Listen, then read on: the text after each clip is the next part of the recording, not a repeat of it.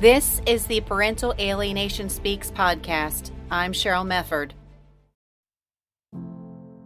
Parental alienation is an emotional tug-of-war where one parent manipulates the child's perception, pushing them to reject the other parent. It's a heartbreaking dynamic, and understanding its patterns can help us better recognize, intervene, and support the children affected. It's assumed that parental alienation only happens in divorce situations, but that isn't always the case. Alienation can occur within intact families where both parents are still living together.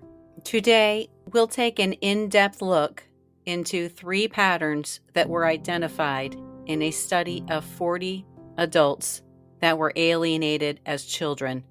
We will look at intact and non-intact families. Pattern number 1, a narcissistic mother in a divorced family. This pattern was reported by 14 of the 40 participants in the study. A narcissistic mother alienated her children from the father after divorce. The main clinical characteristics of narcissistic personality are grandiosity, extreme self-involvement, and lack of interest in and empathy for others. These mothers were described as self-centered and manipulative. One participant of the study stated she really did see herself as the center of the universe. Another said she was the center and everything revolved around her. Despite the fact that they were completely consumed with themselves, they were still able to instill a sense of awe and admiration. One participant stated, "I was in my mom's world, not my own. And we were really good friends. It was brilliant. I used to be called her shadow because we do everything together." These narcissistic mothers cultivated an emotionally enmeshed relationship with the participants when they were young children, and it appeared to serve their own need for love and admiration rather than to promote the emotional health and growth of the participants. This maternal narcissism appeared to fuel the alienation in at least 3 ways. Number 1, despite the powerful personality presented to the world, narcissists tend to feel empty inside and easily become enraged at the first sign of humiliation or abandonment. Therefore, it's quite likely that the end of the marriage triggered in these women feelings of shame and rage that became directed towards the husband. Participants recalled a steady stream of bad-mouthing about the father following the divorce. The fathers were referred to as cheaters, gamblers, rapists, alcoholics, and abusers in front of the participants. One participant recalled, "She never said anything good about him. She said he was worthless. He was an alcoholic." Another stated, "She said all these terrible things about him my whole life." It's as if the mothers were saying, "If you don't want me, you can't have the children." Number 2, the second underlying motivation appears to be anger towards the children, that they wanted to have a relationship with the father even though he had rejected the mother. This might have triggered a feeling of abandonment and rejection in the mothers that was too much to bear. They seemed to feel that because they were hurt and angry with the father, the children should be as well. Number 3, the narcissistic mothers might have felt especially alone and fragile following the divorce and might have relied more on the children for comfort, companionship, and reassurance than before. One participant stated, "She would ask us where we'd been and she would say, 'Oh, I was left on my own and nobody really thinks of me.'" Many narcissists do not know how to be alone, as they need an audience to make them feel real and to reassure them of their grandiosity. In these situations, the mothers created a loyalty conflict and forced the child to choose between the 2 parents. One participant stated, "We were made to choose. My mother would say, 'To go over there is to go to people who don't like me. I'm your mother. Don't you want to like me?'" In having the child choose them over the father, Their emotional needs for revenge, comfort, and reassurance were satisfied. As one participant stated, she impressed upon me that my real ties were with her. These mothers created a cultivation of dependency versus a threat of rejection environment. Typical of narcissists, the closeness these mothers cultivated with their children was sustained only as long as the participants were gratifying their needs. The moment the mothers felt wounded or were displeased, the children were devalued and emotionally cut off. Withdrawal of love and rejection was particularly noticeable following visitation with the father. One participant states, "It would make her angry if I was close with him." Another stated, "She would shut me out. It would be just silence." Another one said, "When I did see him, she was horrible to me. When I came back from visits, she wouldn't talk to me." Another participant stated, "It was very cold. She would give me the cold shoulder." Further, the participants saw firsthand what happened when someone crossed their mothers, having witnessed the rage directed toward the father. To avoid a similar fate, the participants placed the mothers first in their emotional lives. Because they were never sure of where they stood and because they believed that they needed their mother's approval for their very survival, they would have done almost anything to please them, including rejecting the father. Participants also felt that their mothers appeared to them as fragile and in need of their loyalty and emotional support. They believed that not only were they needed by their mothers, but that they somehow owed it to their mothers to take care of them. One participant stated, "I didn't bring any friends home. I felt like I was supposed to be there for my mom all the time. I felt like if I associated with anyone other than her, I was betraying her." And it was this longing for the mother's love that was the force that drove the alienation of the father. In this pattern, the narcissistic mothers were able to cultivate an unhealthy reliance on their acceptance and approval, much the way cult leaders encourage people to become dependent on them. Pattern number 2, a narcissistic mother in a non-divorced family. This pattern was reported by 8 of the participants out of the 40 in the study and is a variation of pattern number 1. As with pattern number 1, the mother was the alienating parent and the father was the target of the alienation.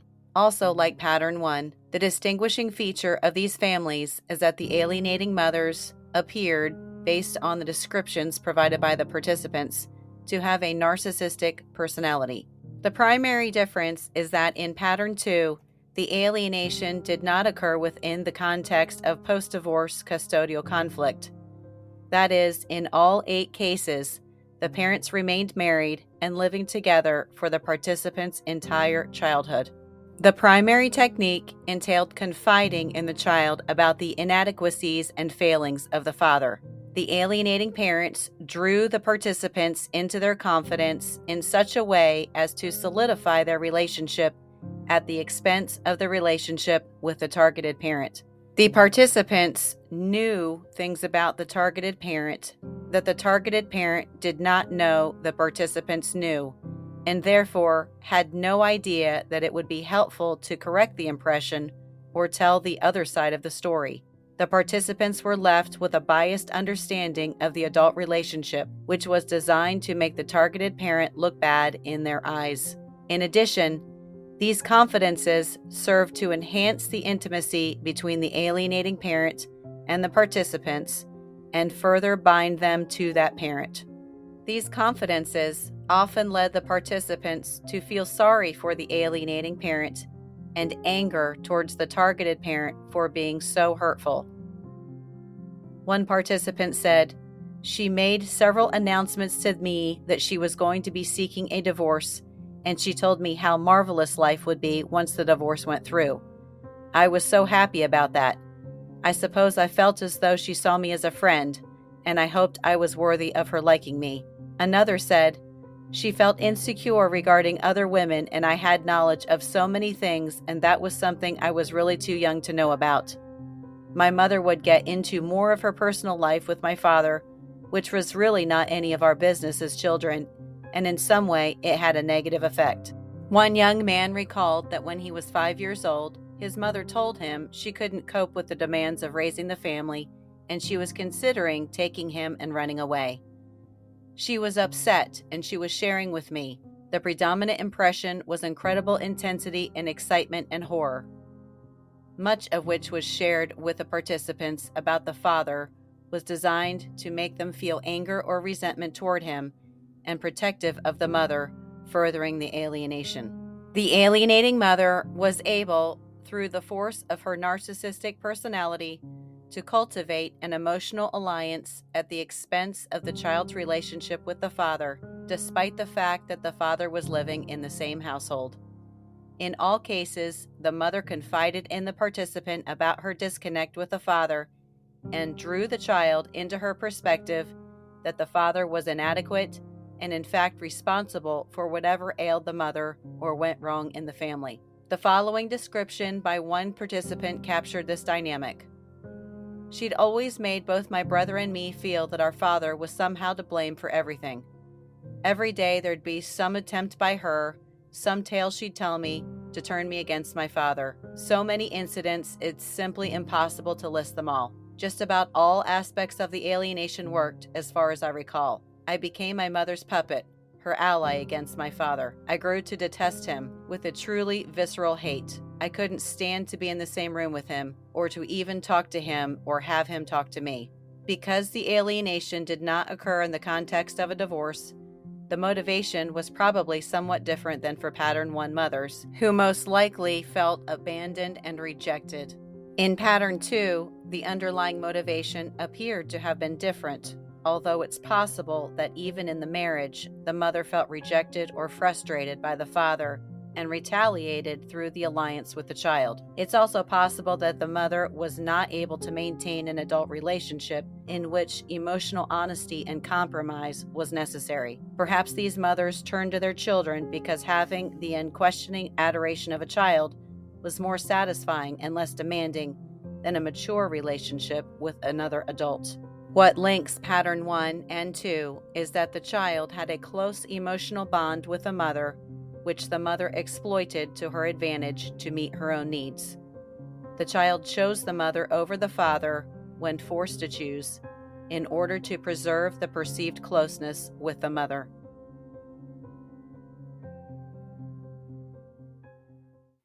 Pattern number 3.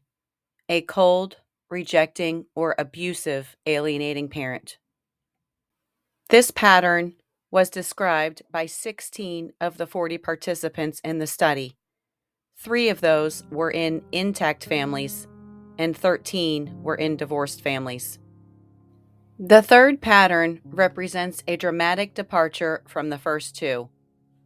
The most striking difference is the tone and quality of the relationship with the alienating parent. Rather than a fabulously close or excellent relationship, as the participants in Pattern 1 and 2 described, the participants in Pattern 3 families were physically, verbally, and/or sexually abused by the alienating parent. In half of the families, the alienating parent was an alcoholic in addition to being physically, emotionally, and sexually and/or verbally abusive. And in 5 cases, the father was the alienating parent. The alienation occurred not through winning the child through charm and persuasion, but rather through a campaign of fear, pain, and denigration of the targeted parent.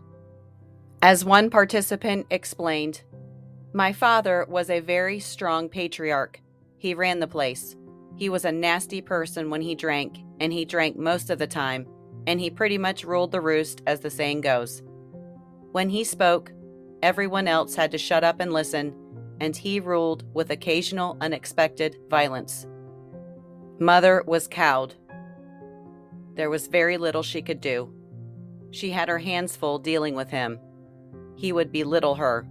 He had a whole bag of tricks to control, and one was the constant belittling of people, of me, and of my sister, mocking and belittling my mother, and it was very effective because there was no escaping it.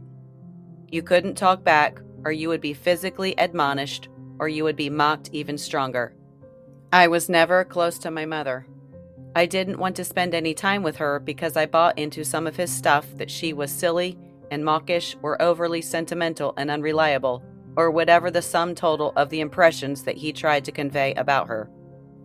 Another participant told of aligning himself with his brutal and domineering father against his mother and siblings. He ended up getting joint custody, and I was supposed to be in my father's house 4 days of each week and with my mother the other 3 days. I believed that everyone else was wrong and that my father was right, and that he was the one that actually cared about me, and everyone else just wanted to do me harm. I was probably going to my mother's for a while, but my father had pretty much a system set up, and basically what he would do was kind of manipulate everything where I didn't want to be there, since I would rather be with him because of what he had told me and how he made it seem like everyone was bad. So he basically would tell me how to act and behave while I was there and be mean to them. And I was very verbally and physically abusive to my other family members at the direction of my father because I was blaming them for me not being with him. Eventually, this participant cut off all contact with his mother for several years. One way to understand why the participants in these Pattern 3 families align themselves with their violent parents is within the framework of identification with the aggressor. According to Freud, identification with the aggressor is a psychological defense mechanism whereby individuals cope with the anxiety associated with feeling and or being powerless by taking on the characteristics of the more powerful person, even if that person is aggressive and or abusive towards them. In this way, the child feels less overwhelmed and out of control. This defense mechanism has been used to describe why children defend their abusive parents, as well as why individuals who feel anxious and alone may join a cult and form an identification with its leader. In the context of Pattern 3 families, the alienating parent was experienced as so powerful that the child felt safer aligning with him or her than with a rejected, targeted parent. In this way, the goal of the alienation from the child's perspective was avoidance of pain and powerlessness rather than the maintenance of a close emotional bond with the alienating narcissistic mother, as in Patterns 1 and 2. Parental alienation can take many different forms. The underlying motivation may be different, the strategies the alienator uses may differ, and the motivations of the child for siding with the alienating parent may also vary. 3 distinct patterns emerged in the sample of 40 cases, but it's possible that additional patterns would have emerged with a larger sample. 5 notable findings emerged from an examination of these 40 cases. The first is that alcoholism, maltreatment, and personality disorders co-occurred in most of the cases included in this study. The second finding is that parental alienation can occur in intact families. The third finding showed that alienation occurred in some of these families that were not involved in post-divorce litigation. Fourth, the parents who were the target of the alienation appeared to play a role in their own alienation. In some cases, these parents were passive and uninvolved, even when living in the same household, and did not work particularly diligently to establish and or maintain a positive and meaningful relationship with their own children. Many did not write letters or make phone calls to their children during periods of non-visitation. They did not attend school events and sporting competitions. They did not follow through on planned visitations, and in some respects appeared to be casual about their relationships with their children. The final finding that emerged is that the alienation was not always completely internalized. Despite the protest of hate toward the target parent, many of the participants reported holding on to good feelings about that parent somewhere deep inside them. If you found this information helpful, please like and subscribe to my channel and go to parentalalienationspeaks.com to learn more about our story. I'm Cheryl Mefford, and I'm fighting for childhoods.